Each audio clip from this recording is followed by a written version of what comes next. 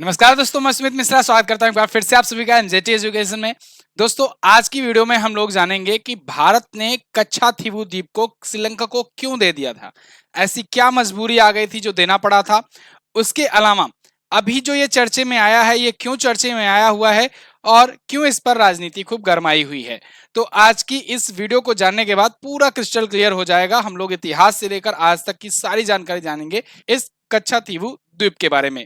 तो बिना किसी देरी के शुरुआत करते हैं, लेकिन आपसे रिक्वेस्ट है, अगर आप नए आए हो चैनल पर तो ऐसी ही जानकारी के लिए चैनल को सब्सक्राइब जरूर कर लेना और पसंद आएगी वीडियो तो शेयर भी कर लेना। आप देख पाओगे आज के टाइम पर पूरे जितने भी न्यूज़पेपर्स हैं, न्यूज एजेंसियां हैं, न्यूज चैनल्स हैं, सब पर यही बातचीत चल रही है, सोशल मीडिया से लेकर के हर जगह, कि ये कच्छाथीवु द्वीप जो है ये इंडिया का, आइसलैंड जो था इंडिया का था, इसको क्यों श्रीलंका को दिया गया।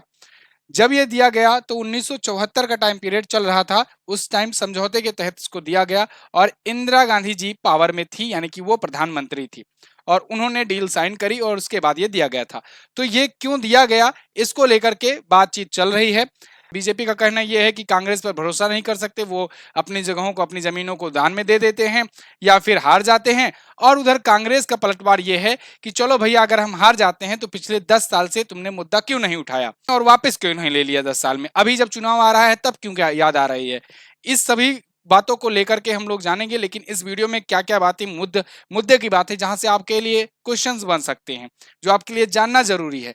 तो उनमें से पहला, सबसे पहले हम लोग जानेंगे कच्छाथीवु द्वीप है कहां पर, क्यों चर्चे में रहा, भारत सरकार का रुख क्या है और कानूनी पहलू क्या है, इसको क्या दोबारा से इसे लिया जा सकता है कि नहीं लिया जा सकता, राजनीतिक और जनभावना क्या है, इसको भी हम लोग देखेंगे। ठीक है, एक एक करके शुरू करते हैं। तो अगर आप इंडिया का मैप देखे होगे तो आप हमेशा देखते हो इंडिया के मैप में बाई बोनस मिल जाता है श्रीलंका, है ना, नीचे लटका हुआ एक छोटा सा देश मिल जाता है। अब इसको दिखाने के लिए हमको यहाँ पर इंडिया का आधा ही मैप दिखाना पड़ रहा है, क्योंकि नहीं तो ये बहुत छोटा दिखेगा, ये ठीक से दिखाई नहीं देगा। ये बात जो उठ रही है वो यहाँ की है, ये यहाँ की बातचीत चल रही है, अभी ये जो बात चल रही है वो, ठीक है, यानी कि इंडिया के बिल्कुल दक्षिणतम छोर पर जो तमिलनाडु राज्य है उससे सटा हुआ। जब यहां से आप देखोगे तो पाक जल डमरू मध्य है और मन्नार की खाड़ी है, यहीं से श्रीलंका जुड़ा हुआ है पाक जल डमरू मध्य के थ्रू, या कहें कि इसके बीच में ये पड़ता है। तो यही एक लोकेशन है जहां पर एक छोटा सा, बहुत ही ज्यादा छोटा सा द्वीप है, कच्छाथीवु द्वीप। इसको आप ऐसे देखो, ज्यादा और समझ में आएगा, इसी को जूम करके आप देखोगे तो भारत जैसे पड़ेगा, यहाँ पर रामेश्वरम पड़ेगा, रामेश्वरम से यहीं पर राम सेतु था, राम सेतु से अगर आप ऊपर की तरफ देखोगे तो 285 एकड़ में फैला हुआ एक द्वीप है कच्छाथीवु द्वीप, बहुत ही छोटा है, मैप में बहुत ज्यादा जूम करने पर ही ये दिखाई देता है। इधर डेल्फ है, ये थोड़ा सा कंपैरेटिवली बड़ा है, इधर जाफना है, जाफना डेल्फ, और ये तो ये डेल्फ जाफना ये सब तो श्रीलंका का ही पार्ट है, इसमें कोई डाउट नहीं है। ये वाला जो है ये बिल्कुल बीच में पड़ जाता है, भारत कहता है हमारा है, श्रीलंका कहता है हमारा है, लेकिन 1974 के बाद से ये श्रीलंका को एक समझौते के तहत दे दिया गया था। ठीक है ना, तो ये पाक जल संधि या कहें पाक जल डमरू मध्य या पाक स्ट्रेट में 285 एकड़ में फैला एक निर्जन स्थान है।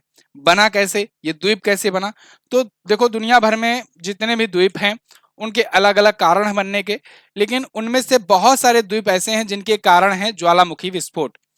कई बार अभी आपने देखा रिसेंटली, ये 2-3 महीने पहले एक न्यूज मैंने कवर कराई थी डेली करंट अफेयर में, कि जापान में एक ज्वालामुखी का विस्फोट हुआ समुद्र में और उसकी वजह से वहां पर एक द्वीप बन गया। तो ऐसे ही बहुत सारे द्वीप बने हुए हैं इससे पहले भी। तो ऐसे ही एक द्वीप ये भी कच्छाथीवु भी है, ये भी ज्वालामुखी के विस्फोट के कारण से बना हुआ द्वीप है।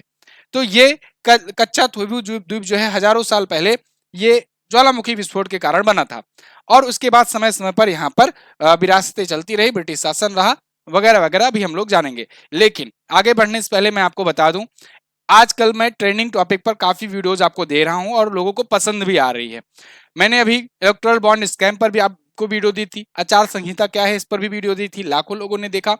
लद्दाख में जो प्रोटेस्ट चल रहा था उस पर मैंने आपको वीडियो बना करके दी। इसके अलावा यूएनएससी की 21वीं सदी को के लिए अपडेट करने के लिए भारत को वीटो पावर मिलना चाहिए कि नहीं मिलना चाहिए, इस पर वीडियो दी। ऐसे तमाम प्रकार की वीडियो, बांग्लादेश में क्यों इंडिया आउट प्रोटेस्ट चल रहा है, मालदीव का क्या विवाद है, ड्रीम 11 और माई 11 सर्कल जैसे गेम जो हैं ये सट्टेबाजी के गेम हैं या गेम ऑफ स्किल हैं, इन सब मुद्दों पर मैं वीडियो आपको दे रहा हूँ। ये वीडियोज आप लोग प्लेलिस्ट में जाकर के देख सकते हैं और इनको जरूर देखिए क्योंकि ये आपके विस्तृत जानकारी के लिए यूजफुल होते हैं। आगे बढ़ने से पहले एक और रिक्वेस्ट है कि चैनल को सब्सक्राइब जरूर कर लो क्योंकि ऐसे वीडियोस बनाने में बहुत ज़्यादा रिसर्च लगती है। अगर आप अभी देखोगे वीडियो तो आपको समझ में आ जाएगा कि कितनी मेहनत लगी है आपको ये वीडियो पहुंचाने में और इसको पूरी जानकारी आपको देने में। तो प्लीज़ सब्सक्राइब और लाइक जरूर किया करें और इसको शेयर भी किया करें क्योंकि इस टाइप की वीडियोज अभी नई सीरीज शुरू की गई है तो यूट्यूब सभी के पास नोटिफिकेशन नहीं भेजता है। तो आप कोशिश कीजिए ऐसी वीडियोस को लाइक करने की। अब बात आती है कि ये चर्चे में क्यों अचानक से आ गया, चुनाव के टाइम पर कैसे चर्चे में आ गया। तो देखो, इसको पूरी तरीके से कहना सही नहीं होगा क्योंकि तमिलनाडु क्षेत्र में, हाँ ये जरूर कह सकते हैं कि चुनावी टाइम पर ये देश भर का मुद्दा बन गया क्योंकि पीएम मोदी ने इसको बोल दिया आकर के। तो इस वजह से ये पूरे देश में फैल गई बात। बाकी तमिलनाडु वगैरह में इस पर समय समय पर बात मांग उठाई जाती रही है, सरकार के खिलाफ भी और बहुत सारे लीडर्स के द्वारा उठाया जाता रहा है क्योंकि तमिलनाडु के पास का ही ये मुद्दा है तो इसलिए वहां पर उठता रहा है। अभी ये चर्चे में इसलिए आया क्योंकि अभी एक आरटीआई दायर की गई थी, उसी का एक जवाब आया है। आरटीआई की एक रिपोर्ट आई है। आरटीआई जिनको ना पता हो उनको बता दूं, राइट टू इंफॉर्मेशन यानी सूचना के अधिकार, आरटीआई एक्ट 2005 के तहत ये एक अधिकार देता है भारतीय नागरिकों को कि वो कोई जानकारी जो है वो पूछ सकते हैं, ठीक है ना, गवर्नमेंट से, केंद्र से। तो वहां पर उसका जवाब आया है और उसमें बताया गया है इसकी डिटेल्स, और ये डिटेल्स छपी अखबारों में और इसको उठा लिया पीएम मोदी जी ने और इसी को इन्होंने स्पीच में हमने बोल दिया और इसी वजह से पूरे देश भर में इसकी चर्चा शुरू हो गई। इन्होंने कहा कि इंदिरा गांधी ने 1974 में भारत के रामेश्वरम के पास मौजूद कच्चा थीवू द्वीप श्रीलंका को गिफ्ट दे दिया है और हर भारतीय इससे नाराज है और यह तय हो गया है कि कांग्रेस पर भरोसा नहीं किया जा सकता। ये कहा है पीएम मोदी जी ने, ठीक है ना। तो यानी कि इन्होंने कांग्रेस पर सीधा सीधा प्रहार कर दिया है। तो इसको लेकर के ये जब न्यूज आर्टिकल बनना शुरू हुए, देश भर में चर्चाएं शुरू हुई, तो आपके भी मन में डाउट आया, हमारे भी मन में डाउट आया, तो मैंने कहा क्यों ना इसको पूरा खंगाल करके आपके लिए लाया जाए और आपको समझाया जाए। तो लोकेशन तो आप अच्छे से समझ गए, रामेश्वरम के पास में 285 एकड़ में फैला हुआ ये कच्चा थीवू द्वीप है। इसका इतिहास क्या है? तो दोस्तों, ये कच्चा थीवू द्वीप जो है ये कभी रामनाथ जमींदारी का हिस्सा हुआ करता था। रामनाथ जमींदारी या कहें रामनाथ राजवंश या रामनाथपुरम रियासत कहें, ये 1605 में नायक राजवंश के द्वारा स्थापित किया गया था और इसमें 69 तटीय गांव और 11 टापू आते थे। इन्हीं 11 टापुओं में एक टापू था कच्चा थीवू। टापू मतलब वही द्वीप, आइलैंड, जो भी आपको। तो उसी में से एक ये भी था, यानी कि ये किसका है? रामनाथ का या नायक राजवंश का हिस्सा। फिर 1622 से 1635 के बीच रामनाथपुरम पर संप्रभु आ गया कूथन सेतुपति का, और कूथन सेतुपति ने तांबे की पट्टिका एक जारी की जो कि वर्तमान में थल्लाई मन्नार तक फैले क्षेत्र को भारतीय स्वामित्व होने का गवाही देती है। यानी कि इनके द्वारा यह बताया गया, इस पट्टिका में पहले जो रिपोर्ट जारी की जाती थी तांबे के पट्टिका वगैरह में जारी की जाती थी, तो उसमें यह बताया गया था कि ये जो एरिया है जो वर्तमान में तमिलनाडु के थलाई मन्नार तक है क्षेत्र, ये क्षेत्र आता है इंडिया के क्षेत्र में, ठीक है ना, भारतीय स्वामित्व की गवाही देता है। और इसमें कच्चा थीवू भी शामिल था। यह सेतुपति राजवंश के लिए आ गया था और इस पर रेगुलेशन होता था। राजस्व वगैरह भी यहां से वसूले जाते थे भारतीय शासकों के द्वारा समय समय पर। फिर आगे 1767 आता है, यहां पर डच ईस्ट इंडिया कंपनी का कब्जा हो जाता है। इस द्वीप को पट्टे पर देने के लिए मथुरा मलिंगा सेरुपति के साथ एक समझौता होता है डच ईस्ट इंडिया कंपनी का। 1822 आते आते ब्रिटिश ईस्ट इंडिया कंपनी दक्षिण भारत में ये तेजी से फैल रही थी और उसी टाइम पर रामास्वामी सेतुपति से ये एरिया, ये द्वीप, ये पट्टे पर ले लिए। कौन ले लिया? ब्रिटिश ईस्ट इंडिया कंपनी ने। फिर उसके बाद यहाँ पर अंग्रेजों का शासन चला, लंबा चला। उसके बाद जब आजादी मिली भारत को भी, श्रीलंका को भी, उन सब के बाद अगर आ जाते हैं डायरेक्ट हम लोग अपने भारत में आजादी के बाद, स्वतंत्र भारत के बाद, तो 1974 में यह मुद्दा गरमाया। भारत की प्रधानमंत्री इंदिरा गांधी और श्रीलंका के श्रीमा आरडी भंडार नायके, इन दोनों के बीच एक समझौता होता है और इस समझौते के तहत श्रीलंका का ये जो क्षेत्र है इसके एक हिस्से के रूप में इसको मान्यता दे दी जाती है, कच्चा थीवू द्वीप को, यानी कि इसे श्रीलंका का हिस्सा बता दिया जाता है, उसमें मान्यता दे दी जाती है। बदले में इंडिया को क्या मिलता है? बदले में इंडिया यहाँ पर जो इंडिया के मछुआरे जाते थे वहां पर मछली वगैरह मारने, वो जा करके यहाँ पर अपने जाल वगैरह सुखाने का काम करते थे। और साथ ही साथ में भारतीय तीर्थ यात्री जाते थे यहाँ पर कैथोलिक तीर्थ की यात्रा करने, वहां पर एक चर्च भी है और वहां पर तीर्थ यात्री जाते थे, दक्षिण भारत के जो ईसाई धर्म के थे वो लोग जाते थे उस चर्च में। तो ये भारत का ये डील था कि भाई हमारे मछुआरे जाएंगे तो वहां पर अपना जाल वगैरह सुखवा सके, और अगर मच्छी वगैरह मारने जाना है वहां पर मछली पकड़ने वो भी कर सके, साथ ही साथ तीर्थयात्री जा सके, इनमें सहूलियत दी जाएगी, बाकी आप इसे अपने क्षेत्र के रूप में ले सकते हो। तो ये डील हुई थी। दो समझौते हुए थे 1974 में और 1976 में, इंदिरा गांधी जी के टाइम पर। 1983 में यहाँ पर गृह युद्ध छिड़ गया श्रीलंका में, समय समय पर यहाँ पर गृह युद्ध छिड़ता रहा है। अभी आपने देखा 2021-22 में भी छिड़ा था और गोटाबाया राजपक्षे इनको भागना पड़ा था। बाद में आए तो द कॉन्स्पिरेसी नाम से एक बुक लिखे और इसमें ये बताया कि बाहरी ताकतें इसमें काम आई थी हमको भगाने में, है ना। सब लोग वहां की जो जनता थी वो राष्ट्रपति भवन में घुस करके वहां के स्विमिंग पूल में जाकर नहा रही थी। तो ये चल रहा था। तो गृह युद्ध वहां पर अक्सर चलते रहते हैं। ऐसे ही 1983 में एक गृह युद्ध चला था और उस गृह युद्ध में ये द्वीप भारतीय तमिल मछुआरों और सिंहली प्रभुत्व वाली लंकाई नौसेना के बीच लड़ाई का युद्ध क्षेत्र बन गया, लड़ाई वगैरह होने लगी। अब यहाँ पर क्रॉसिंग के कारण, आकस्मिक क्रॉसिंग के कारण भारतीयों की आजीविका, संपत्ति और जीवन में नुकसान होना शुरू हो गया। ठीक है, तो अब ये द्वीप विवाद का कारण बन गया, जबकि 1974 और 76 में हुआ था, इस पर मतलब डील हुई थी कि ये श्रीलंका के क्षेत्र में आएगा।